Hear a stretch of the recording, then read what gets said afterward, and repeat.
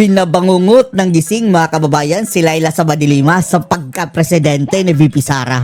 Akalain nyo mga kababayan, akalain nyo, paulit-ulit niyang nasasabi mga kababayan na presidente, opisina ng presidente, si VP Sara Duterte. Malamang mga kababayan, yan ang laging nasa utak ni Dilima. Kapag magiging presidente na si Sara, patay tayo dyan.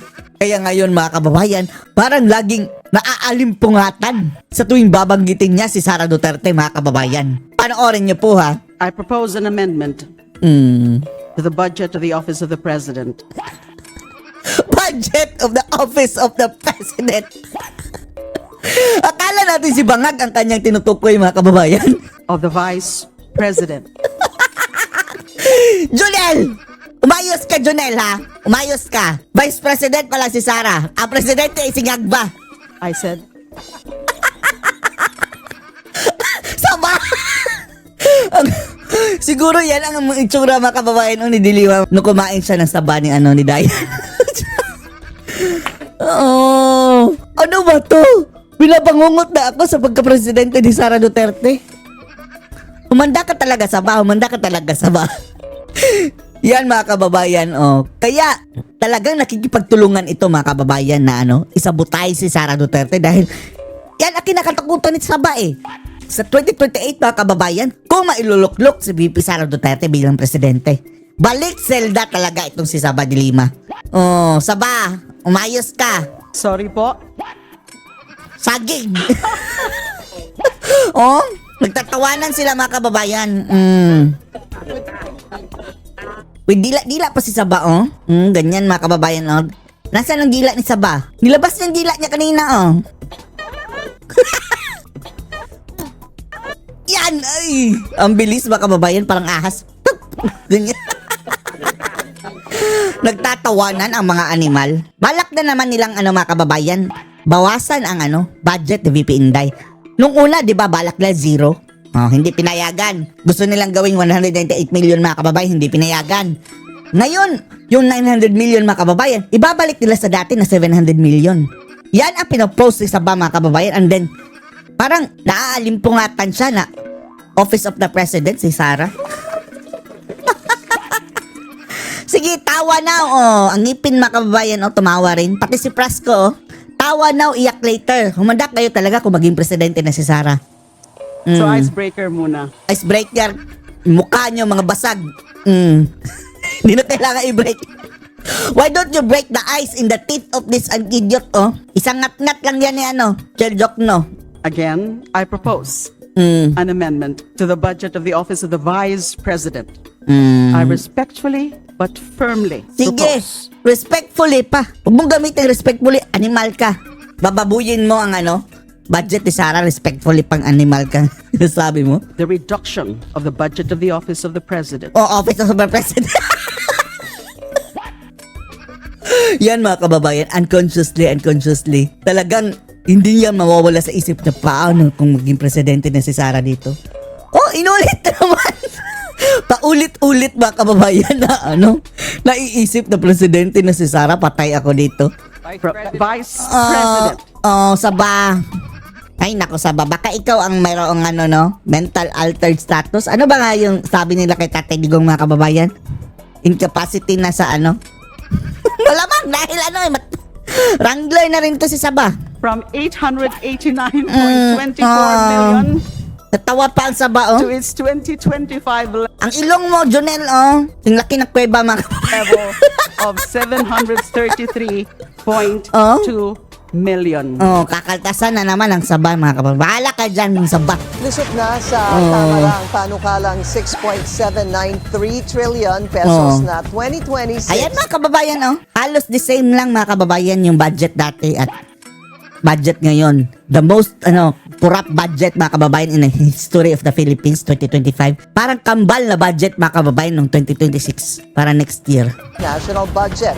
287 ang bumoto pabor sa House Bill 4058. 12 ang kumontra habang 2 ang nag-abstain. Kabilang sa mga tumutol ang Makabayan Bloc dahil ipagpapatuloy lang nila nito ang Ay nako, ang kulot mga kababayan. palpak, no? Mas effective si Raul Manuel, mga kababayan, no? Dahil itong kulot na to, parang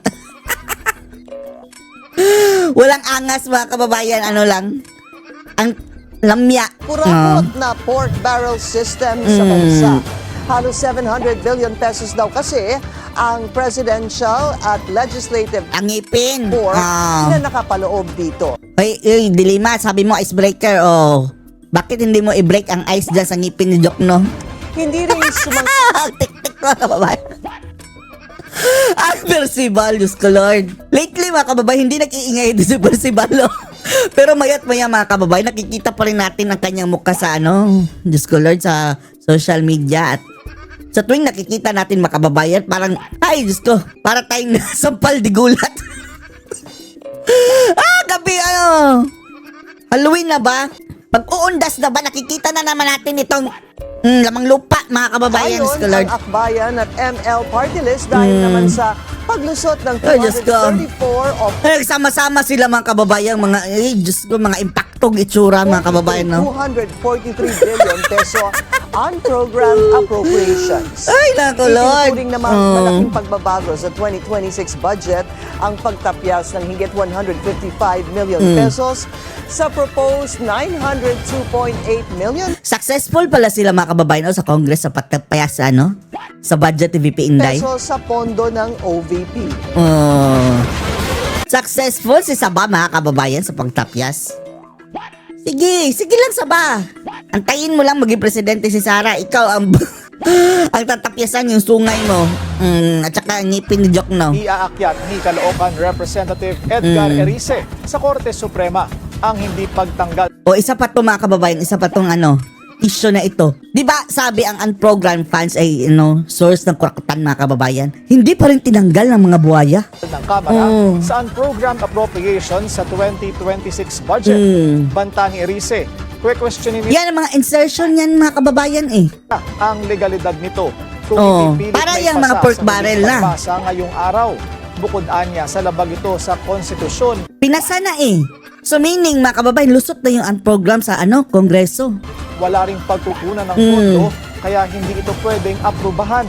Giit ng kongresista, nagbibigay lang ito Ang problema niyan mga kababayan yung dati, yung unprogrammed funds mga kababayan ay mga insertion ng mga kongresista na dapat sana bibigyan lang ng pondo kung mayroon ng excess na pera mga kababayan na una na napunduhan na yung mga talagang program funds na talagang mayroong mga purpose.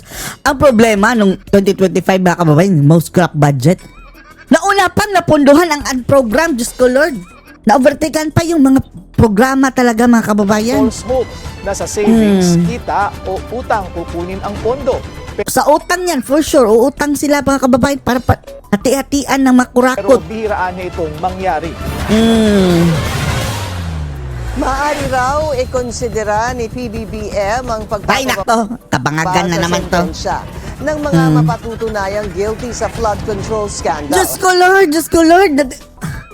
Akala ba natin anti-corruption tapos ngayon mga kababayan para nang pababaan na niya ang parusa laban sa mga nangungurakot. Kayo ang makikinabang niyan, BBM. Kami gusto namin bitay. Tapos ikaw gusto mong pababaan, Diyos ko Lord. Sunod yan mga kababayan, ipardon niya yan. Pardon niya lahat yan. Tapos pati sarili siguro niya, ipapardon niya. Pero ito Animal. raw ay kung maibabalik ang ninakaw na yaman, alinsunod Hindi ka nga nagbalik. Meron ng order at persistent. Diba? Ilang bilyon nga ba yun mga kababayan? Sabi nga ni Isko, ibalik mo muna. Nung eleksyon mga kababayan, sabi ng Korte Suprema, bilyones na utang ninyo. State tax, Marcos. mungkahi ni Senator Panfilo Ping Lacson. Yan ang agenda Kapal na mukha, no? Galing sa pamilya magnanakaw, mga kababayan, nagsabi na, ibalik mo na nila ang ninakaw nila. Diyos ko, Lord! Ay, nako, Marcos. Ayan na naman ang animal, mga kababayan. Naiinis tayo dito sa boses ng animal na to, no? Lasyo sa suhestyon ni Senator Ay, Panfilo buisit, Lacson na pairali ng retribution and restitution para sa mga mapapatunayang may sala sa flood control scandal. Ayan na. Yang mga mga kababayan na patunayang guilty, kumuha ng bilyon-bilyon na pera. Mapapardon pa yan. Lusot yan mga kababayan. Tapos samantalang ikumpara mo sa mga ordinaryong tao, nagnakaw ng dyan, mga pangkain dyan sa mall, sa iba't ibang pagnanakaw mga kababayan na hindi man siguro aabot ng 100,000 o ganyan. habang buhay na bilanggo, mga kababayan. May kapangyarihan naman daw kasi ang Pangulo na magpataw ng executive clemency and conditional Ayan pardon na. kapag Ayan natupad na. ng mga nasasakdal. Lokohan na, mga kababayan. Wala pang napakulong, magpapardo na. Skulong, Ang bangag. anumang i-require sa kanila Ay, ng nako. gobyerno. Pero sa ngayon po, lahat po ng Ay, mga shut magandang up! suwestyon para po Wisit! ma-cover natin ang mga nasasabing nanakaw Let's na check pondo ng bayan. At para Hudas! mapanagot, ang dapat mapanagot ay bukas po Animal! ang Pangulo ang administrasyon. Fake news! Ayon kay Lacson, maaaring ma-recover ng administrasyon ng 26 billion pesos mula sa mga maanomalyang infrastructure projects Ay, na asa pa bargaining more. agreement na ihahain ang gobyerno. Gusto namin, i-firing squad na yung mga kurakot na yan. Simula nung, mga kababayan, panahon ni Marcos Sr. Kinabang doon. Di ba, ubos yung mga, mga kababayan? Yung mga pamilya. Dahil nakinabang din sila sa mga nakaw na yaman Hilang Pangulo raw ang umano'y triggering mechanism ng investigasyong ito kasunod ng kanyang State of the Nation address, makabubuti raw Dapat idaan din sa mga kababayan, sa kaso. Pero, ewan lang natin. Hawak din nila ang konti ngayon. sa administrasyon ng ganitong taktika. Pero nagpaalala si Lacson, hindi porket magbabalik na ninakaw ang mapapatunayang sangkot, absuelto na sila sa Tapos yan si Bryce Hernandez, mga kababayan, at si Alcantara. Alam nyo ano pinagnangak ngayon? Sila nga ang nagnakaw tapos nagdidemand, mga kababayan, ng house arrest. Animal. Hindi nga binigyan ng house arrest si Tatay Digong. Interim release, kayo pa. nagutan. Dagdag dito, ang lumalakas na public demand for accountability dapat gawing inspirasyon ng Marcos Oh, yan, Jr. lupa administration. lang, mga kababayan. Finorm ang lupa na parang clay and then nilagyan ng palitada na semento para magkunwaring flood control. Aksyonan pa ang anomalyang ito. Para sa agenda, Ivy Reyes, Billionaire Youth Channel. Kalokohan. Tama na, sobra na. Yan ang sigaw ng mga estudyante ng De La Salle College of St. Benilde. Tama na, sobra na. Panagutin ang lahat. Tapos, walang panawagan, mga kababayan, na mag-BBM resign. Kinasang walkout protest ngayong araw. Bit-bit ang kanya-kanyang placard. Sabay-sabay na lumabas ng klase ang mga estudyante bilang Di ba taga dyan yung mga madre, mga kababayan ding ilan? protesta kontra korupsyon. May mga madre dyan nagprotesta, mga kababayan. Ilang motorista rin ang May pari. Pari ba? kita ng suporta sa pamamagitan ng pagbusina. Willing to comply si PBBM sa direktiba ni Ombudsman Boying Remulla. Wow, ano yan, lokohan? Ikaw nga nag-appoint yan kay Buyingying, tutak mo yan, ngag. Willing ako kumumply dito sa aking, tutak, isko Lord. As if naman, walang ugnayan yung mga animal na yan. Eto, mga kababayan, all for the drama na naman itong mga, na naman, mga Oscar Awards Opisyal nito, ng mga gobyerno kababayan. na ilabas ang kanilang salin. Patuloy naman ang banggaan ng Malacanang at ni VP Sara sa pagkakatalaga kay Remulla. Ang detalye sa agenda report ni Si Boying. Manda ka, Boying. Ivy Reyes. Manda ka. Nagkataon po Eto, mga kababayan, fast forward natin. Malapit na. October na ngayon. 2 buwan na lang, mga kababayan. Mag-e-end na ang 2025. 2026 na. 2 taon na lang. 2028 na, mga kababayan. Yan. Manda sila. Etong, mga kababayan, bangungot ni Saba. Magkakatotoo yan. Bangungot ni Saba na president. hindi siya po ang presidente. So mahirap pong sagutin ang isang pangarap na hindi mangyayari Leche! Nakakainis ang boses ito, mga kababayan, no? Nakakainis. sa ngayon. Pero ang alam po natin, the president thinks well, Ungas! knows better. Ay, nako, lahat ng mga lumalabas sa bunganga, mga kababayan, kaungguyan, twisted, lies. Buwelta ang Malacanang sa opinyon Buwelta. Lagi na lang by buwelta, mga kababayan. ni Vice President Sara Duterte sa pagkakatalaga ni Ombudsman Jesus Crispin Remulla. Bukod sa mas maalam daw ang Pangulo, mas Mas maalam ako, hindi nga nakagraduate yan. Special diploma. Maalam. Hindi. Si Sara, abogado. makakasigurado raw ang tao na walang kinikilingan si PBBM. Lahat, mga kababayan, ginawa para give way kay Boying. Walang kinikilingan. Diyan pa lang sa pagkakatalaga ni Boying, Bunjing, mga kababayan. Binendo niya ang batas. Alam po din natin na ang Pangulo ang nagpaumpisa para po labanan Shut up! ang korupsyon. Ay, nako. Tamaan ka ng kidlat sa dila, Claire Castro. Nasa Guinness na, mga kababayan, ng pagiging kurakot. At hindi po niya hahayaan na matolerate o kampihan o depensa. Ay, nako, bakit tayo ng nagtitiis pagnanakaw dito, mga kababayan? ng kontrang bayan. Kailan ba ito aalis dyan sa TV, mga kababayan? Matapos Animal na yan. ng Duterte Law ang appointment ng dating Justice Secretary. Ilang araw lang matapos maghain ng disbarment case ang kanilang kampo. Kaugnay pa rin ng pagkakaaresto kay former President Rodrigo Yan, Duterte. oh, yan. At sa usapin ng umunoy kidnapping. Napakalaking kasalanan nila sa bayan, mga kababayan, Dating ginawa na Pangulo, yan. naninindigan pa rin ang Malacanang na labas sa usapan ng administrasyon. Shut up! Huwag ka nang magkunwari, animal Matapos ka. magbanta ni Congressman Paulo Pulong Duterte at sabihin Sige, Pulong. magbabayad ng lahat ng anyay kidnapping Pagbayaran mo sila, Pulong. ng kanyang ama, nagpaalala ang palasyo na hindi barbaric world ng rule of law. Hindi barbaric. Animal. Yung pinagagawa nyo, barbaric. Mas malala pa, mga kababayan, sa barbaric. Yung pagnanakaw nila sa bayan, to Lord. Huwag nilang i-deny dahil US State Department na mismo, pervasive ang kurakutan dito sa Pilipinas. Huwag niyong sabihin exempted yan si BBM. Siya ang presidente. Kung nangyayari yan under his mga kababayan administration. Tapos hindi siya kasabwat. Wala siyang alam. Step down, wala ka palang silbi. Hindi mangyayari ang kurakutan, mga kababayan, sa baba kung hindi binibigyan ng basbas dyan sa taas. Kaya't hindi dapat mabuhay sa pananakot. Samantala, bukas din daw ang Pangulo na ilahad ang Pananakot. Ay, nako. Yan, mga kababayan, Assets, Liabilities, and Net Worth o SALN. Butata, mga kababayan, sa nagpunta sa Manay, Davao Oriental. Ang mga tao parang sinusuka si May BBM. pahayag ni Remulla na maglalabas siya ng memo para i-lift ang restrictions sa pagsilip ng SALN na ipinatupad ni Isa dating pa to? Ombudsman at Duterte appointee Samuel Martires. Unahin mong salin mo, Boying. Unahin mo Is the salin mo. President ready po to Ay, release his SALN kung andito na naman ang jablo, mga kababayan. Lahat po na nasa executive department. Ay, nako.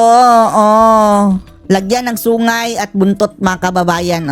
Satanas Handa na. po. Nang matanaw ang palasyo tungkol sa pagbisita ni PBBM sa baluarte ng mga Duterte, kaugnay ng Sana kinat na lang natin ng porsyon ni Claire Castro, sa no? Davao Oriental, Kakabwisit. hindi raw takot ang presidente dahil ginagawa lang naman daw dito ang kanyang trabaho. Wow! Hindi ka na natatrabaho. Sabi ni VP Sara, hindi ka marunong magpresidente. Tumugon sa kanyang mandato. Para sa agenda, Ivy Reyes, Billionaire News Channel. Na hot seat ang Commission on Audit sa pagsalang nito sa budget. Isa pa to, mga kababayan. Isa pa to. Ito sinasabi na Tatay Digong, no, sa COA. Ang COA, sino ang nag-o-audit sa COA? Ha? Sila, mga kababayan, laging nag-audit, palyado pa nga. Dahil ang sabi ni Lacson, mga kababayan, 5%, 5% binibigay sa mga opisyales sa COA ng yung kurakutan, mga kababayan, para lusot sila. Si Lacson, mga kababayan, na ang daming sinasabi, tapos di isang pangalan, wala, mga kababayan. Sinabit na ni Lacson, mga kababayan, 5% tinatanggap ng COA sa korupsyon. Sino nag-o-audit sa kanila? Sino? Deliberation sa Senado. Nakaladkad kasi sa flood control scandal ang asawa ng isa sa mga commissioner nito.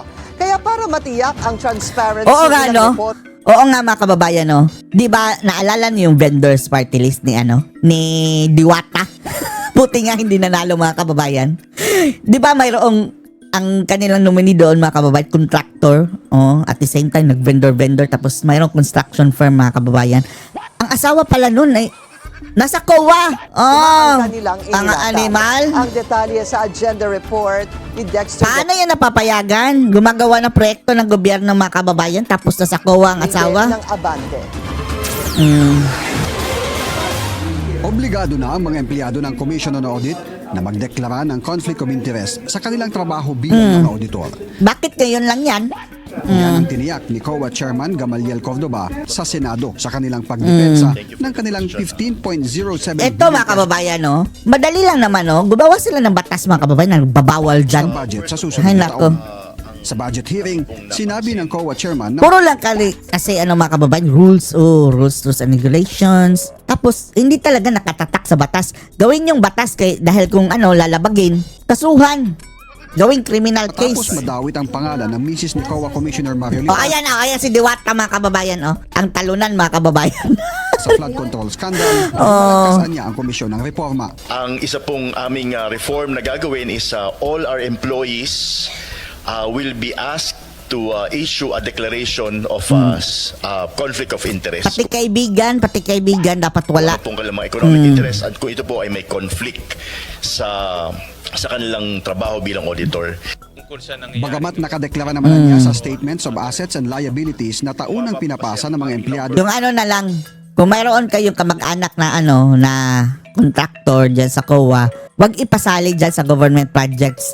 Doon na lang kayo sa ano, ng private. gobyerno ang listahan ng mga korporasyon o business interest. Bahala kayo doon. Hindi naman daw ito detalyado. Ngayon anya, bukod sa nakalista sa kanilang SALN, may hiwalay anyang deklarasyon para ipaliwanag at idetalye ang mga Oh, si Robin Padilla mga kababayan, ang ano, suot ay parang kumot. 'Di ba? Design, 'di ba kumot ganito mga kababayan, Tela? kumpanya o korporasyong may kaugnayan ang isang COA employee. And ito po ay magiging aside po from the SALN. Kung hindi nahuli mga kababayan, hindi magbabago ng rules. Ito po sa SALN ay nakalagay lang yung corporation, but you don't say naman kung anong ginagawa ng corporation at saka kung anong business, just the name of the corporation. Dito po sa amin, mas detalyado po ang aming hihingin na mga information po para makita po namin kung talaga may conflict of interest or hindi. Siguraduhin nyo lang. Nagsumiti naman sa Senado ang COA ng kopya ng medical certificate Di ba ano mga kababayan? Like, yan naman talaga dapat. Bakit ngayon pa sila gagawa ng rules? Wala ba kayo existing na rules sa ganyan? Di ba? Akala natin kapag government projects, dapat ang makakuha ng proyektong yan, walang mga kamag-anak dyan sa loob. Commissioner Lipana na humingi pa umano ng extension para sa kanyang pagpapakamot sa ibang bansa hanggang sa katapusan ng Oktubre. Ay nako, biglang nagkasakit na naman mga kababayan itong mga animal, no? Kapag mahuli, nagkakasakit. Pagtitiyak ni Cordoba, makikipagtulungan sila. Uy, Robin. Komportable ka siguro dyan sa ano, no? Polo shirt mo, oh. Yan ang kumot namin mga kababayan ng bata ba ako.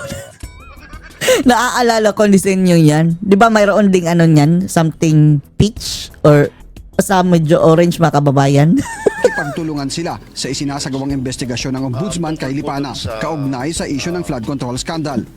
Bukod sa pagbabagong ipatutupad sa pagsusumite ng SALN ng COA employees, palalakasin din ng ahensya ang kanilang monitoring sa iba't ibang proyekto na pinagluhan ng gobyerno. Biglang nagsipag mga kababayan dahil humihingi ng Tapos si budget. Depensa, lutsot na sa committee level ng Senado ang higit 15 billion pesos na budget ng COA sa susunod na taon. Tablado ng ICC ang hirit ng kampo Ayan na, depressing news na naman ito mga kababayan tungkol kay PRRD. Nakakalungkot, no? Na mafia si PRRD mga kababayan. Parang na mafia talaga. PRRD para sa interim release ng dating Pangulo at kaugnay niyan makakausap natin ay Sino?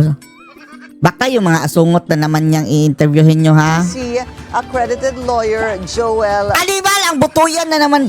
Ay, visit mga kababayan. Partner yan ni Conte eh. Wala ba kayong ibang ma-interview, mga medyang, mga animal? Bakit ito lagi mga propagandista, mga kababayan, na mga makakaliwa? Itong naglalaso ng utak natin, mga kababayan. Itong mga sinungaling, mga bata ni Trililing. Grupo ng mga makakaliwa, mga kababayan.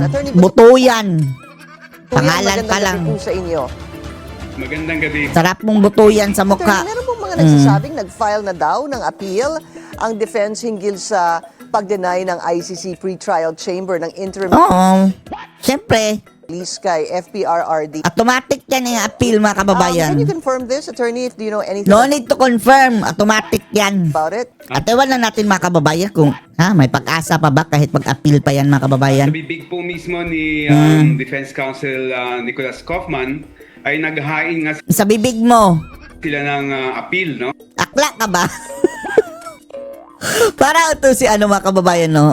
Ewan na natin, baka hiding in closet ito mga kababayan. May denial ng request Parang yung si Joel Lamangan for interim na director ba yun? thinking. All right, so that is confirmed. Attorney, were you surprised dito po sa naging desisyon ng pre-trial chamber 1 denying the interim release filed by the defense? Satisfied? What do you expect? Hindi ako surprised, Pinky, dahil talagang Hindi surprised pero satisfied siya. I was very confident that Hindi siya surprised dahil baka mga kababayan, alam nila. Si Trillanes mga kababayan na kanilang leader dyan is closely working with the ICC. Kaya nga siya ang inimbita mga kababayan, 'di ba, nung mag-seminar kunwari.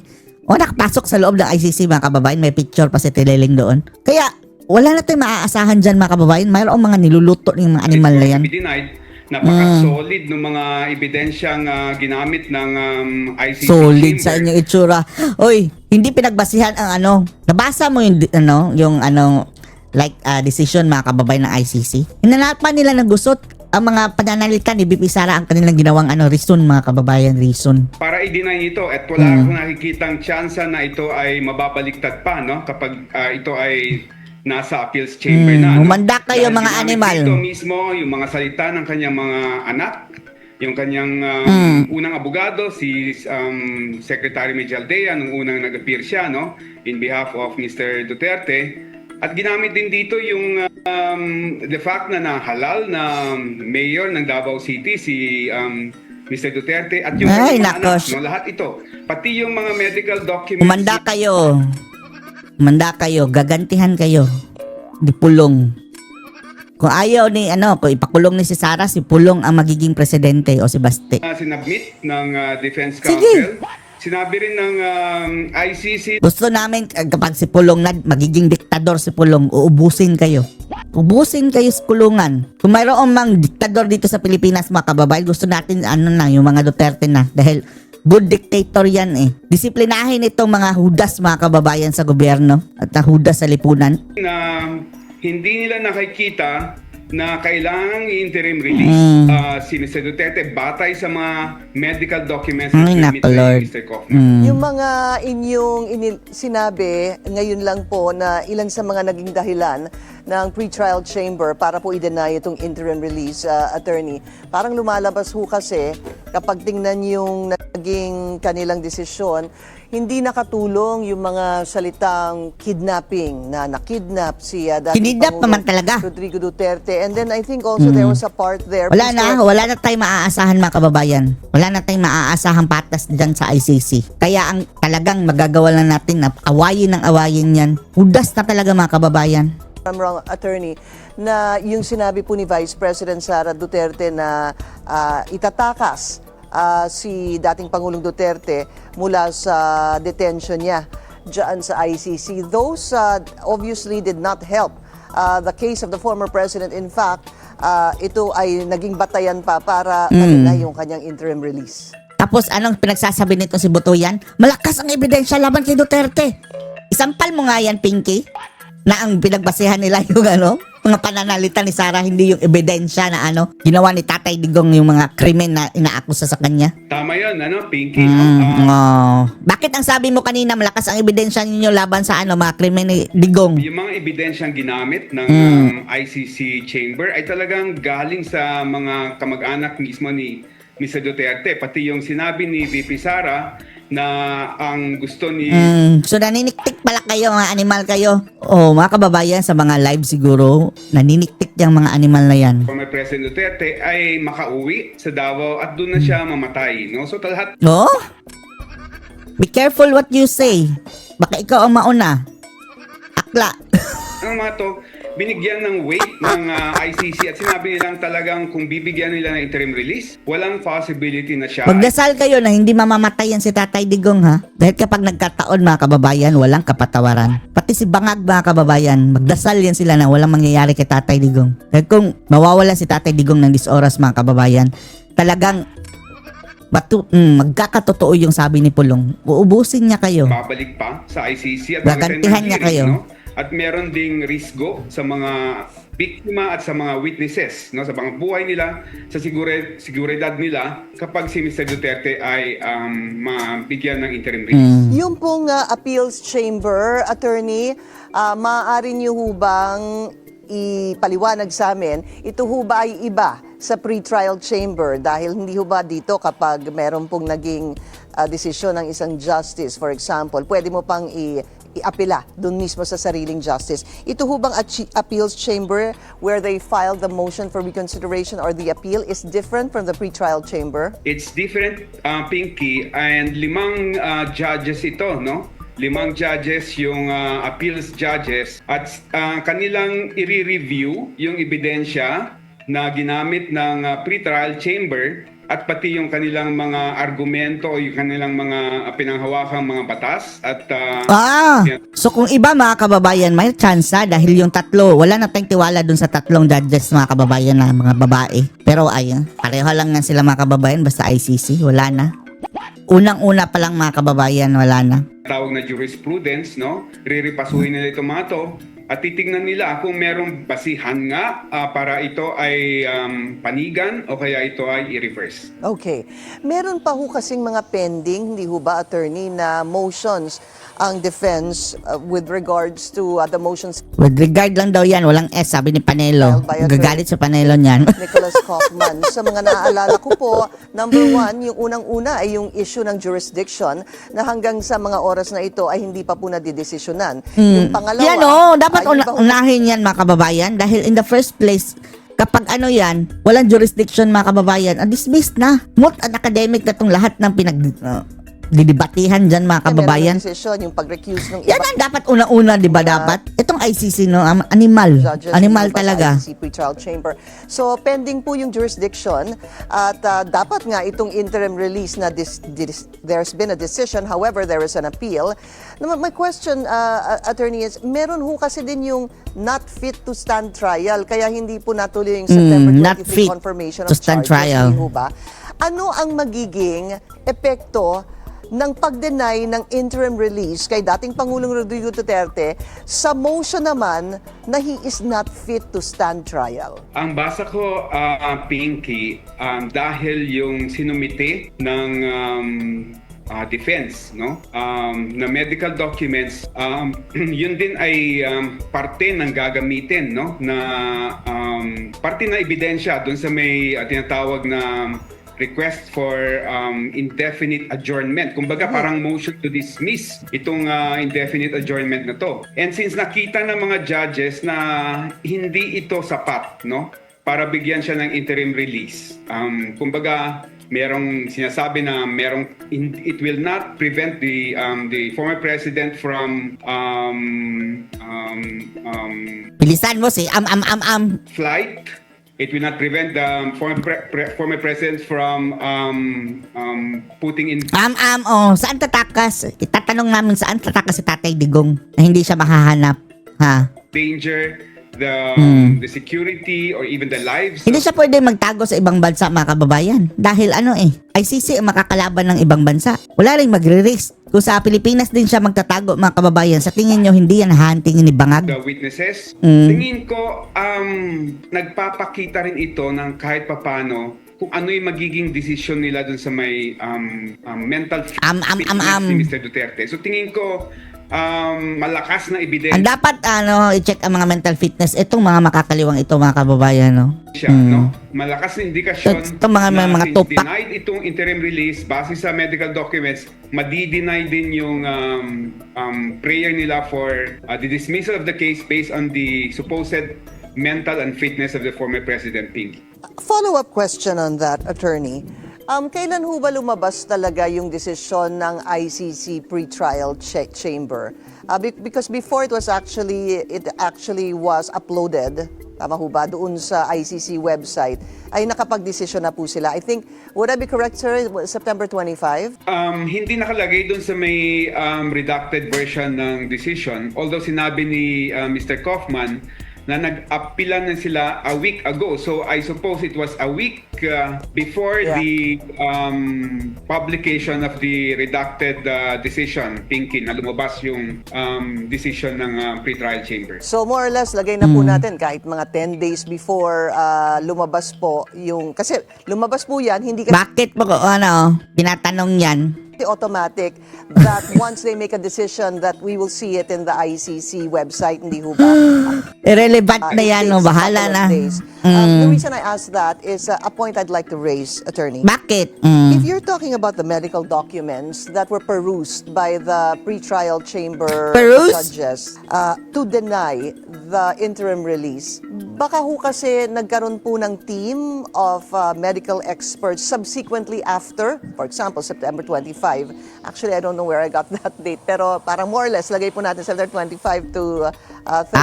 Ano na yung speculation? Pwede kasi kaya na after that, nagkaroon ng team of medical doctors to look into the medical fitness of the former president. Huwag mong sagutin yan, buto yan. Abogado ka, ha? Hypothetical questions, mga kababayan. Kung abogado ka na matino, hindi ka sasagot At yun po ang pwede nilang gawin at it to change the decision or hold some sort of weight in the decision they will make for the not fit to stand trial motion, sir? Tama yan, Pinky, no? Tama yan, animal. Diyan pa lang mga kababayan, gunggong na. Kapag magaling kang abogado mga kababayan, yung mga hypothetical questions, mga situational questions mga kababayan na hindi mo nga alam kung nangyari ba o hindi ka mag-i-speculate. Dahil magbabase ka sa facts. Tama yan, ang sagot niya, buto yan, animal. Yung pre-trial chamber, sa registry. Bakit mo alam? Kasasabi mo nga lang hindi mo alam. Lalo kung ano na ba? Real time ba yung pag-update ba kababayan ng result doon sa decision? Yung parang clerk of court ng ICC. At sinabihan yung registry na... Ay, Diyos ko, shut up! Pasensya na mga kababayan, hindi na natin kaya tong mga butuyan ng mga animal na to. So, ano masasabi niyo dito mga kababayan? Post your comments below.